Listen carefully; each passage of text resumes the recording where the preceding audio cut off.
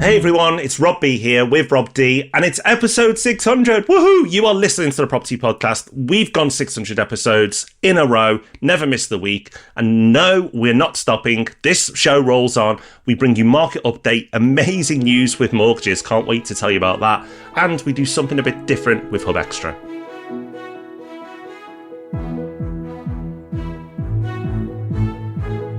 Welcome to the Property Podcast. Thank you for joining us. In case you don't know, we buy more than £100 million worth of property for our clients every year. You can find out more about that at propertyhub.net/invest. And we, of course, keep a very close eye on the market in doing so. And this is the show where we round up all the big market news and bring you completely up to date, all in about 20 minutes or so. Okay, let's get into our market update. Absolutely tons happening at the moment. We'll bring you up to date on all of it. As is traditional, Rob, we'll start with house prices. Once again, we've got some divergence between our two major indices, Nationwide and Halifax. Nationwide saying prices went down very slightly last month. Halifax saying prices went up slightly last month. But on an annual level, Rob, both of them showing reasonably strong growth. Yeah, and for the record, Nationwide was down by 0.2% last month, and Halifax was up by 0.3% last month. But what's really interesting with the fall at Nationwide, that still with that, it's the fastest annual growth. So from this time last year to today, since December 2022. Now that's not that long ago. But the point is, this was meant to be a bad year, as we keep reminding you. And it doesn't appear to be playing out that way. So currently, compared to this time last year, Nationwide were up 2.4% year on year.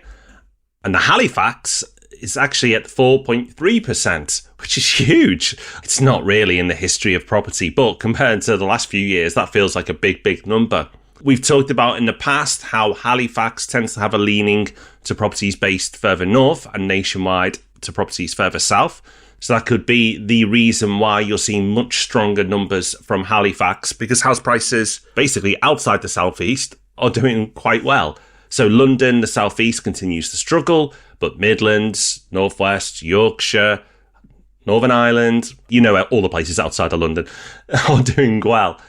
Rob, we report these numbers each month, so it shouldn't come as a shock, but I am slightly surprised to see numbers as strong as 4.3% from Halifax for the last 12 months, because I know we did say that we expected property to do reasonably well this year. That's certainly beyond my expectations, at least, and I think a lot of other people's. I'm starting to get excited. I had my up or down more than 4% prediction. The data you've just cited from Halifax is not calendar year, like you said, it's the last 12 months. So my prediction isn't correct yet, but there is hope. We may get there. And the remarkable thing for me, Rob, is that this is in a market that you'd still call subdued. It's definitely not a hot market. It feels very middling. A middling market is a great market to operate in. It's far better than everything being red hot or freezing cold. But it's not the kind of market that I'd look at and go, yeah, prices are going up by 4% at the moment. So it is surprising. But I'm feeling cautiously optimistic about where we'll be predictions-wise by the end of the year. It's really interesting, Rob, because it's not exclusive to property. Most asset classes have done quite well this year. And that's despite sentiment being a bit meh, and our governments, so I'll include the last one and the current one, not seemingly driven to boost the economy. It seems that might be unfair. We'll wait for the budget, but that's the big news, Rob. We know that budget is coming in a few weeks' time, and we will react to that budget. But despite the best efforts of our governments to seemingly not stimulate the markets are being fairly resilient. I'd use the word resilient rather than buoyant. They're doing well despite the market conditions. It's amazing to think what could happen if the shackles were taken off a bit. Because as you've said, Rob, 4% growth just feels a little unexpected to how people are talking and operating. So that gives me a little bit of hope that even if the budget is as grim as Sir Keir Starmer is telling us it may well be, then the property market may just ignore it and carry on, and the other asset classes as well. We will see. But we will bring you up to date on the budget and its main talking points later this month. Related to house prices, there was a story that caught my eye in the FT last week with the headline, "Concern over housing costs hits record high across rich nations." And I always find international comparisons interesting. And what this basically shows is that the UK is not unique. Across the OECD, there is more dissatisfaction with housing costs than ever before. Rental prices are way up, house prices are way up. up. Astonishing stat in there from the US. The average US house price is almost 38% higher than it was in 2021. That's like 3 years ago. It's up 38%. It's insane.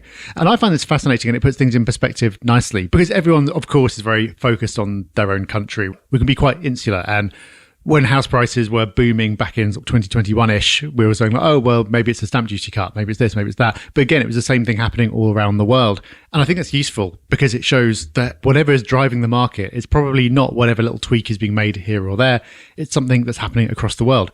Could it be the giant amount of money that's been printed over the last few years? Who knows? But I do think taking an international view is helpful. And indeed, when you look at the charts in this FT article, you can see that in terms of house prices and rental prices, the UK is far from being an outlier. It's pretty much aligned with the Eurozone and lagging way behind the US. And that's something else we have to keep an eye on, Rob. It's the US election.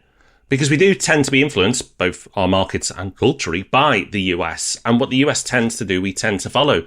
Maybe our growth of 4% is somehow related to that. I can't see the direct link, but nevertheless, that is another news story that we will follow. Last time Donald Trump won, the markets went a bit crazy. If he wins again, then that may happen. No guarantee, but that's what people are predicting. So it's going to be interesting to follow that as a news story as well, because whatever happens in the US tends to have an impact with us over the pond. A couple of interesting news stories now on landlords selling up, and the amount of rental properties going for sale on the property market is at its highest ever, according to Rightmove data. It shows that 18% of properties now for sale were previously on the rental market. That's nearly 1 in 5. Nearly 1 in 5 properties have been buy-to-lets. And that's compared to 8% in 2010, to give you an idea. And 29% of homes in London were homes that were previously available for rent.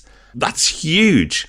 Now, the driver for this, and our second news story indicates this as well, where Knight Frank have commented that they're seeing landlords with portfolios in London selling up and even taking discounts of 5 to 10% because of the fear that capital gains is going to increase in a few weeks' time.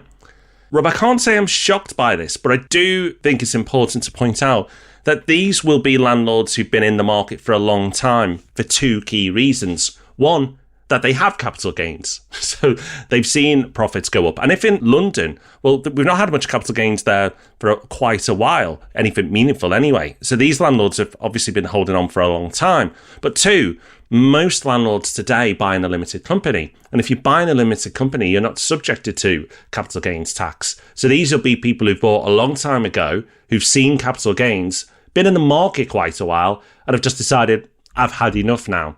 I'd be very surprised if this data was made up with many landlords from the last 5 years, because most landlords in the last 5 years would have only seen modest capital growth. And of course, most of them would have bought in a limited company. Yeah, I was thinking exactly the same thing while you were talking. The whole capital gains tax thing for me is just supporting this broader trend that we've seen for the last couple of years of investors who've had a really great run for like 20 years, had a load of gains, had a pretty great time of it, then drip, drip, drip, things are getting harder, tax-wise, legislation-wise, and then they're going, maybe now's the time to get out. I think this is another one of those for exactly the reasons you mentioned. And I think that's important to be aware of because, like it or not, we are very influenced by what the people around us are doing. And it's very easy to see stories like this and go, should I be selling? I wasn't thinking of it, but if everyone else is, maybe I should be. And I just think that's the wrong way of looking at it. I think if you were planning to sell anyway, then okay, maybe bringing it forward a little bit might be a good move. I'm not convinced that there's time now anyway. It depends when they actually bring a change in from, if they do bring in a change. But you could sort of see the argument for it. But if you weren't thinking of selling anyway, then it makes no difference because it's a potential change to a tax that will kick in when you sell and you weren't going to sell, so it doesn't affect you. And rates change all the time. So by the time you come to sell, it might have gone back down again. It might be even worse. It might have changed entirely. We might have a wealth tax. Who knows? It's one of these things just not worth worrying about. But like I said, lots of people prompted to sell for other reasons. Kind of makes sense to put your property on the market a bit earlier. And actually, you can look at it another way. If you are a cash buyer and you can identify that one of these properties is currently a buy-to-let or has been a buy-to-let recently, and you get a sense that the seller is selling for that very reason, and you can complete rapidly, then maybe you can go and make some offers over the next week or two and get a deal done. It's certainly feasible. But I like what you said, Rob. It's super important that don't get worried about these headlines because chances are it doesn't impact you because of the way you're buying a property through a limited company, or that in 10, 20 years' time, it is almost guaranteed it will be a different level of capital gains. So even if you're buying in your own name, the chances of it being the same rate in 10, 20 years' time is pretty much zero. Because we're going to see different governments, different leaders within each government, and they'll all have their own ideas. But Rob, I've got an idea for you. A YouTube video. Because one of your favourite subjects to cover on YouTube is the rental reform bill.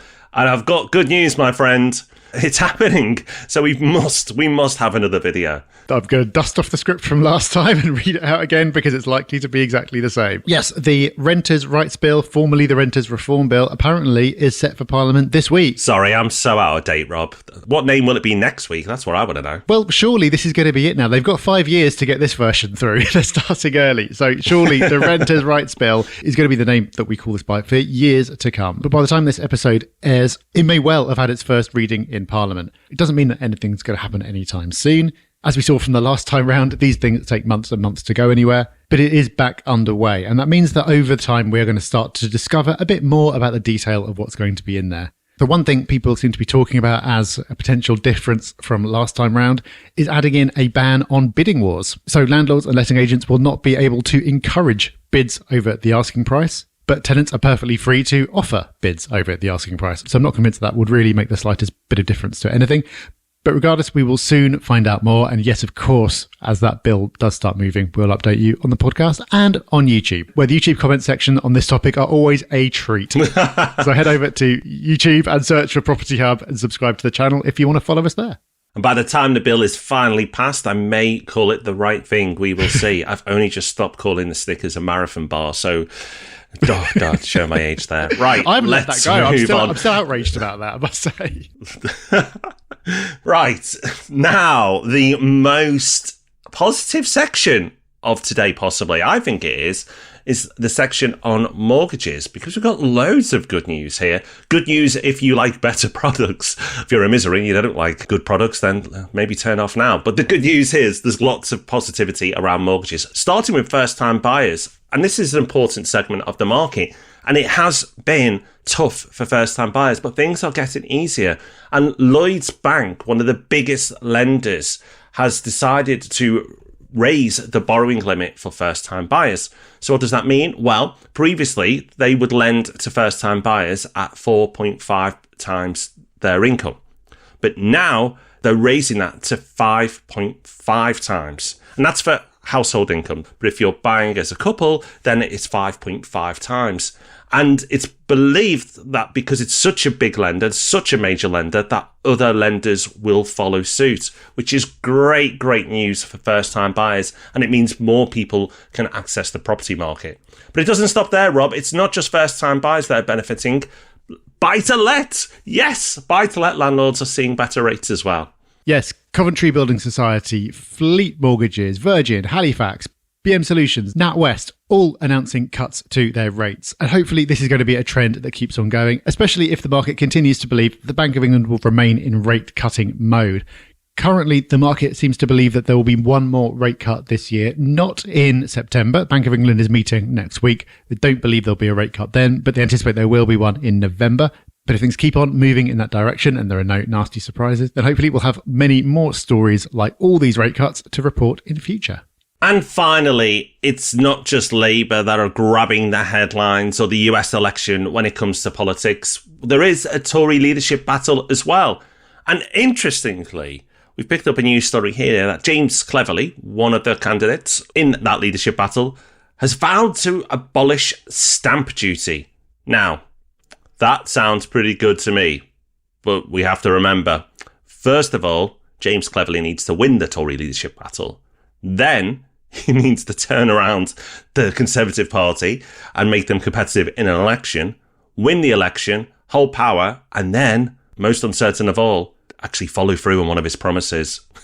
Because history tells us not all politicians deliver on what they will say. All that skepticism aside, what I will say is I actually think this is great policy. And yes, you may go, well, of course, Rob, you would say that. But I truly believe that if you abolish stamp duty, instead replaced it with some nominal seller's tax instead, it would supercharge transactions. the amount of people who would be more inclined to buy a property, particularly in the southeast, where stamp duty just makes it sickening to even consider moving homes, then I think this would be an amazing policy to introduce. It's something that I've wanted to see for many, many years. So I'm going to give credit to James Cleverly. At least a politician with some power is saying that it's a good thing to do. And that is pleasing. Hopefully it catches on with other politicians and even the Labour Party. You never know, Rob, we might get a shock in the budget and Labour abolish stamp duty. That would be lovely. Let's focus on what the positives could be. Do you think that'll be one of them? I'd love to follow you down this route, but what are you talking about? I don't think there's going to be any giveaways at all. I don't think they're quite going to be in the mood for it.